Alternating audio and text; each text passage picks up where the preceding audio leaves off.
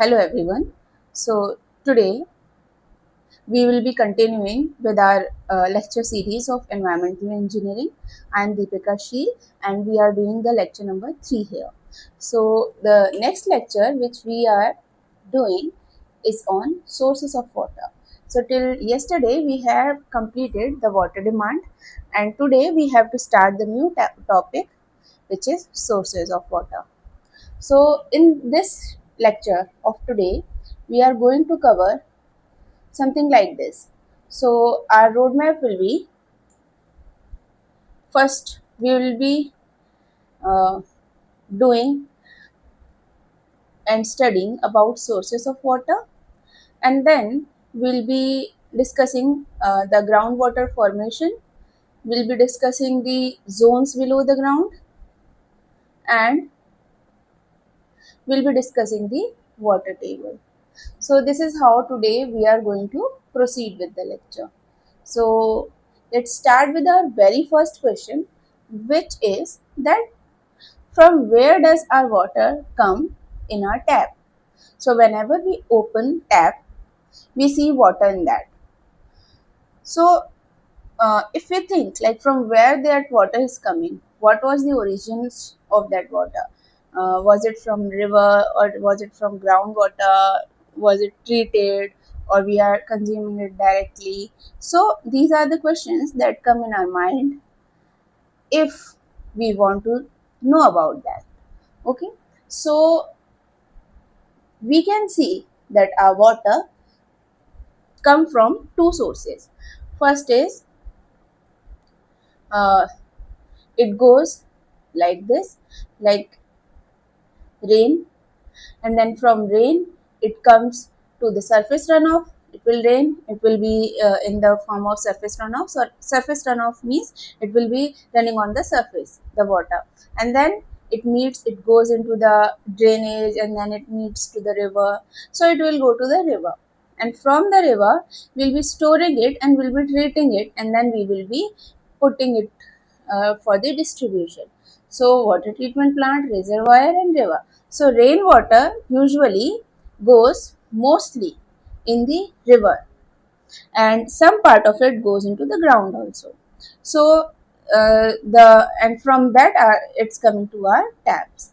Similarly, in groundwater, with the help of tube wells, we will be collecting the groundwater. We'll treat that and we'll use that in our house. One more interesting thing I want to tell you, like river water, we can see, and we see it like it's a bit turbid. It's not fully clear, fully transparent. But groundwater, on the other hand, if we see it, it's crystal clear most of the time, every time I can say. So if I compare by seeing it, and if I want to decide which water I want to drink, just by seeing both the water, I'll be preferring groundwater. And I will not prefer river water, because it doesn't look aesthetic to our eyes or pleasing to our eyes. So we use groundwater. We will prefer to go to groundwater, but there's a catch that in groundwater also sometimes like it's looking clear, fully clear, but sometimes it can be more harmful than the turbid river water also. So we need to treat groundwater as well.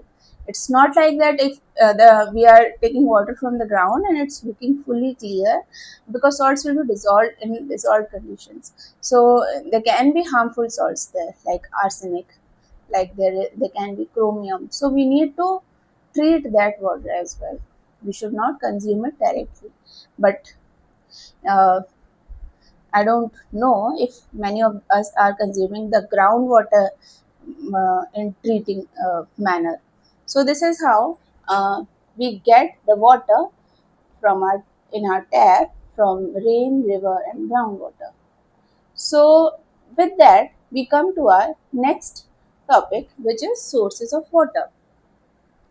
So water we can get in our houses from three sources, as we discussed in the previous slide.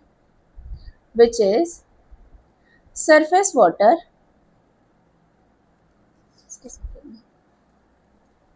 My writing doesn't come good on this tab. Let's try to write again. So it's surface water. First is surface water, and then we get rainwater through the rain, and then we have subsurface water.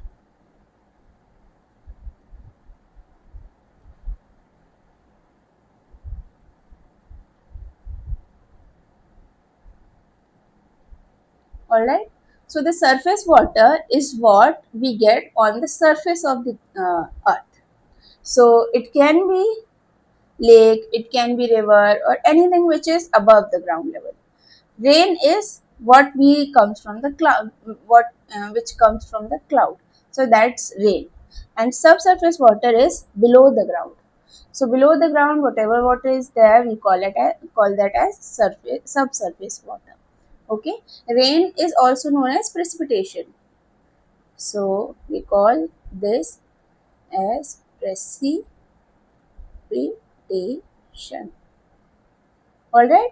So now let's go one by one to each and every type of sources that exist here. So the very first source is surface water.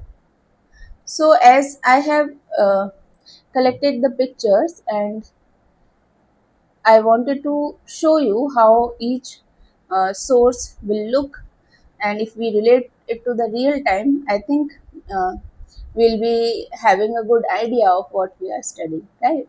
So we have river like this. We have lakes. Rivers are the one which are flowing from any glacier. Lakes will be it will be a closed mm, we can say it will be a closed uh, a whole a big kind of thing, and the water will be filled in that. So it's lake and reservoir, and it lakes can be natural and man-made also. And we have next, which is reservoir. Reservoirs are it's closed here. You can see a little bit.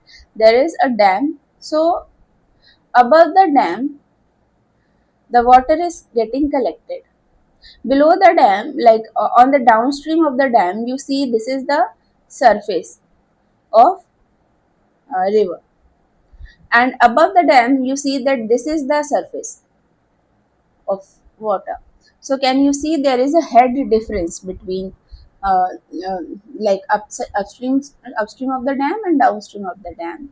So on the upstream, we can see that water is collected, so it is stored, and we call it as reservoir.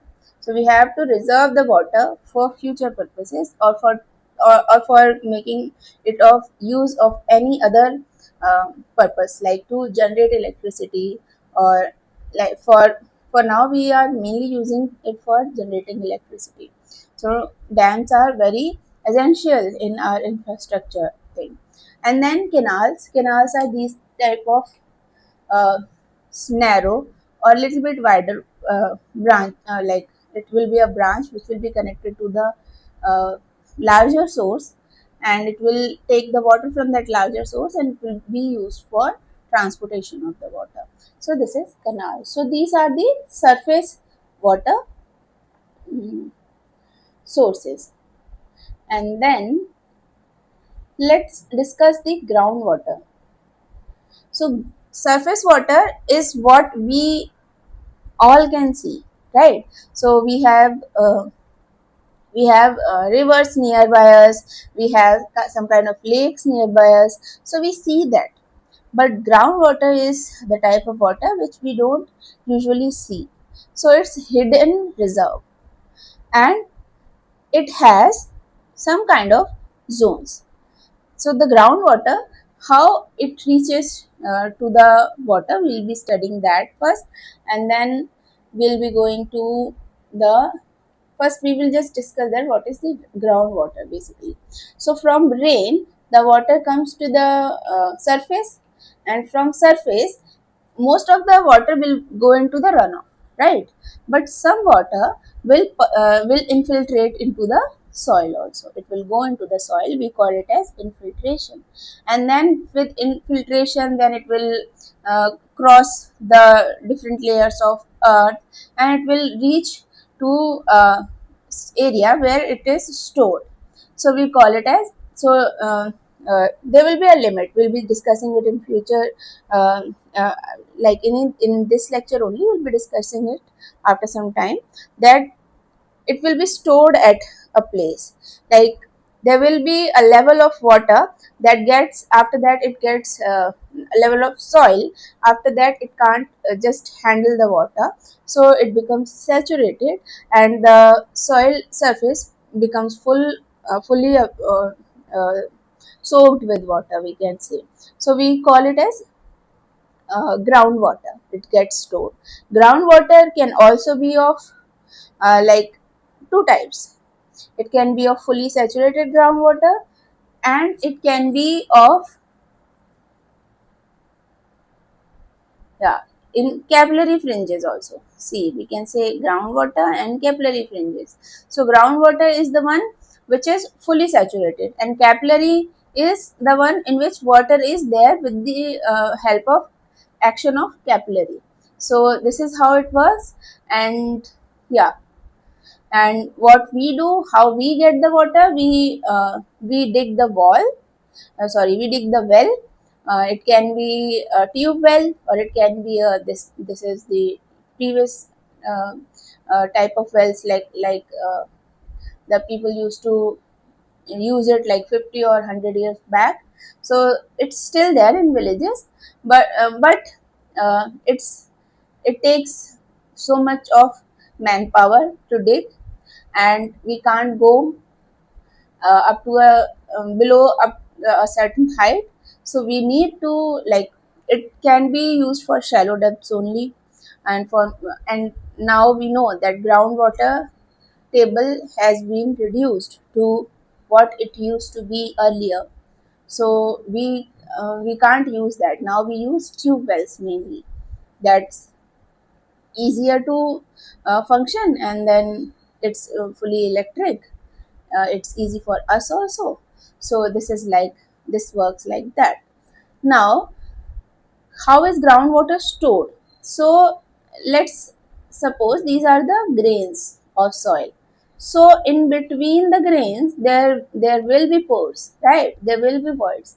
In this void only the water will be stored. So this is how groundwater will be stored here. So I have mentioned here that it occurs in the pores of soil and rocks, and it fills the fracture and joints and cracks of rocks, and it moves very slowly under gravity, because it's acting it is more into the effect of gravity. It moves very slowly because there are so many hindrances there. So this is like that. And yeah, there is a subtopic which is type of aquifer. That also we'll be discussing in later lectures, not in this lecture. So as I have already mentioned, we have unconfined aquifer, aquitars, confined aquifer, aquicludes. So we'll be discussing it later. Yeah, so this is what groundwater is. So this is introductory lecture of sources of water. So yeah, so we will be just simply understanding the basics today. So now next is rainwater. So two sources I have already discussed, which is surface water, which is river, and now then um, groundwater, which is we have the capillary and groundwater filled, and we will be using it with the help of tube wells. And then we have rainwater. Rainwater is the one which is when the clouds are formed and it gets dense, it precipitates. So so the precipitation that comes, that is rainwater. And when the environment is clear, the rainwater is very pure, so we can store it rather than just making it useless in the form of surface runoff. It gets dirty if we anyhow make some kind of structure or some kind of arrangement to collect that water and keep that in a safe place for so that we can use it in for like future purposes. So we call that thing as rainwater harvesting, right? So rainwater is also a very main source of getting the getting the water, because if rain doesn't come uh, at proper time, people suffer, we know that. And if there is no proper management of the rainwater, then also people suffer. We also witness that, right? So rainwater management is very important for us, and we are just ignoring this rainwater scenario. We are mainly focusing, currently our situation is like that government and people are simply focusing on surface water, groundwater, surface water, groundwater.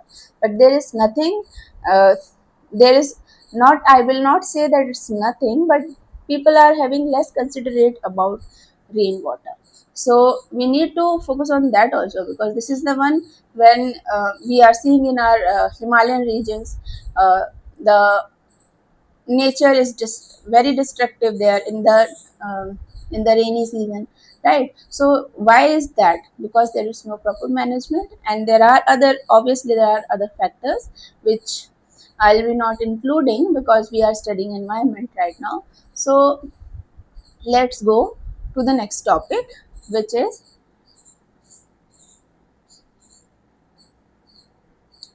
how the groundwater is formed.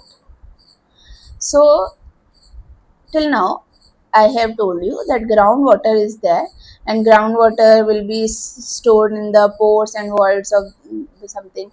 But how it is formed, right? Like in some parts and pieces, I have already told you how it's formed, how it getting that. But we'll be discussing in proper way now. So, how the groundwater is formed? See, this is the pure structure of that. We see that rain is there. I have already told you that rain comes to the surface, it infiltrates into the surface, right? We call it as infiltration. That water from rain enters the soil surface. We call it as infiltration. And then comes, which is percolation. That water moves downward through the soil and rock and cracks, right? So infiltration is, it goes from surface to inside the surface. Percolation is moving of that water. So now the water will move, it will take the cracks, it will go into the pores, it will go into the soil arrangement, so it will go through that, right? So it's called percolation, that's the movement. And then after that, it like at the lower levels, it starts getting accumulated. So that what happens, that much amount of water will get collected, that the soil is fully saturated with groundwater. There is no pore left of air or void. So all the voids are filled with water, then we'll be calling it as groundwater level. Okay, so we call that thing as water table only. So below the water table, each and every pore of the soil will be filled with water, and this is called groundwater, and that is the only thing that we get, that we use it as groundwater. Okay, so this is how the groundwater is formed, from rain to infiltration to percolation and then stored as groundwater. And due to current, the situation is that due to most of the concreting, so nowadays if we see an open ground, we try to make it concrete, because what's happening when rain comes or any other thing happens, it creates mud. We don't want that. We want fully clean, sapat construction, so that it looks good. So we want a concrete system everywhere. But because of that concrete system, everywhere, almost everywhere. We don't have open ground left, and concrete doesn't allow the rainwater to go inside the surface. Now what happens? Most of the rain, like all of the rain, is going into the surface runoff, and it's creating flood. If there were chances, if there were places to go in, enough places so that water goes into the surface, there would be less chances of flood. But now the flood is increasing because everything everywhere is concrete. There is no way to go the water to the ground, and due to that we are also seeing there is uh, no groundwater. There are wells, but there is no water in that. There are tube wells, but there is no water in that. We'll be digging it deeper and deeper, and we'll be going it into the. We'll be going uh, like the water table is shifting lower and lower, and we are digging along with that. We are digging it more in that way, and we are getting the water in that case. Till now, we are getting the water, but if the concreting is still going on without considering what we are creating for future, we'll be getting we'll be just simply worsening the situation. So this is how the groundwater forms, and this is how I wanted to give you some kind of idea that what's going on in the world. Now, in the groundwater development, there are two zones. First is the zone of flowage, and then is zone of fracture. Okay, so there are two zones in the groundwater development: zone of flowage and zone of fracture. So we'll be discussing these zones separately, uh, and let's move.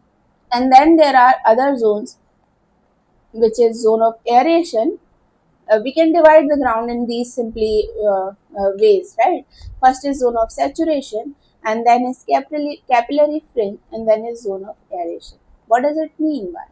And then there is water table in between. So yeah, so this is the water table, right? So this is the water table. Zone of saturation. So what is zone of saturation? So just like already I have explained to you that uh, each and every pore will be filled up with water, then we call it saturated. So it's a zone of saturation. And the surface till when each and every pore is filled with water, we call that surface as water table. Okay, so the layer is known as water table. Till water table, each and every uh, pore is filled with water.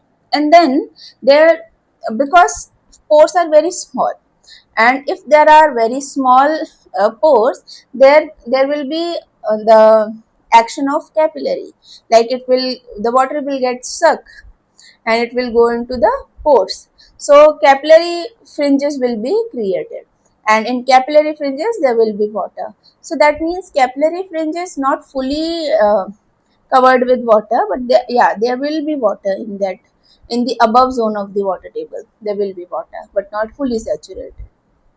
And then there comes zone of aeration, right? What this zone is doing, there is no air, no water, only air. So it's zone of aeration.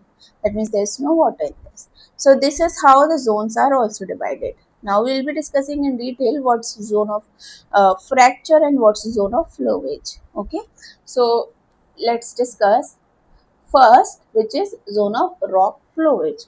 So what's this zone of rock flowage? So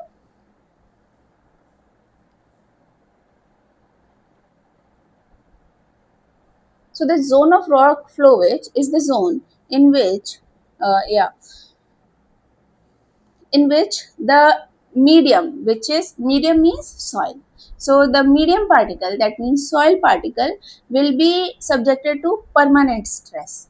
Zone of flowage. In zone of flowage, the particles are subjected to permanent stress, uh, which is plastic stress, and then it will go into the permanent deformation with due to that, because stress is always there on that. So we'll be having permanent deformation on that. So we'll be calling it as plastic stress. Okay, so till this zone we are having permanent.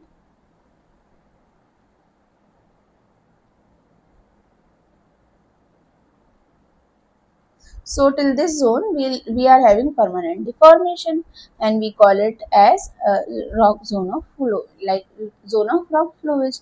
And other than that, the water in this zone is present only into the structure of the soil, inside the structure of the soil. Like this is the soil particle.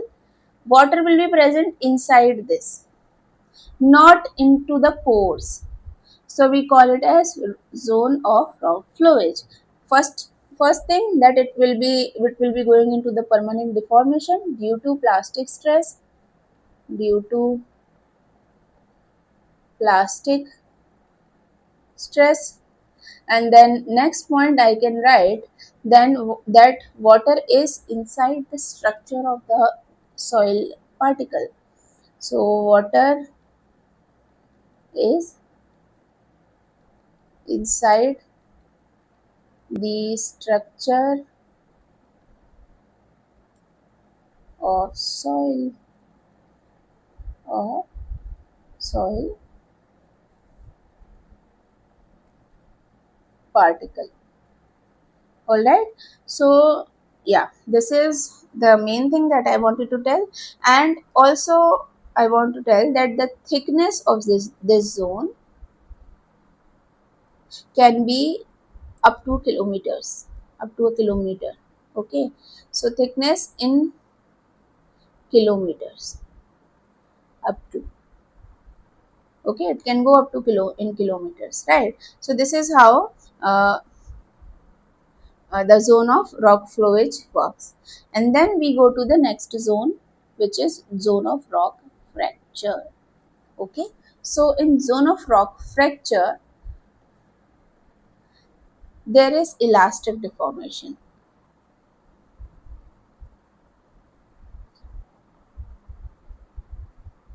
So there is elastic deformation of the medium particles. Okay, and then uh, next point can be that, yeah, water can be extracted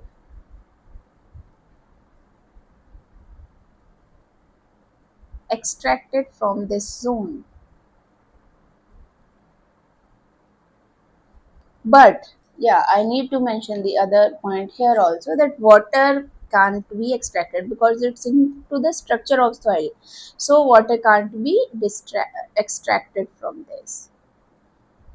Can't extract water. Okay, so in this zone water can't be extracted, and the thickness of this zone can go up to 100 to 1000 meters. So thickness can go up to 100 to 1000 meter, or 100 meter to 1 kilometer. So this is how zone of rock fracture works.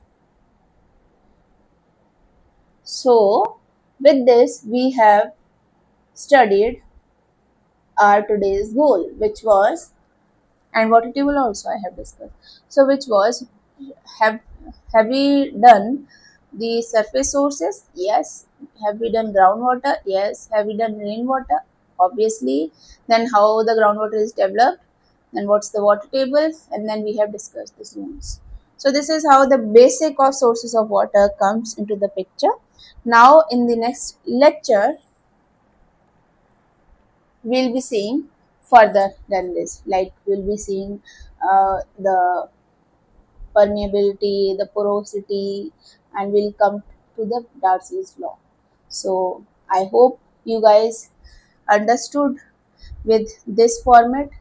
Like previous two lectures, I thought of making by just writing, but that was taking too much time. So I made first like slides, and then I wanted to just save some time so that you guys can get what actually important for you. So I hope you like it, and yeah, wait for the next lecture. Thank you.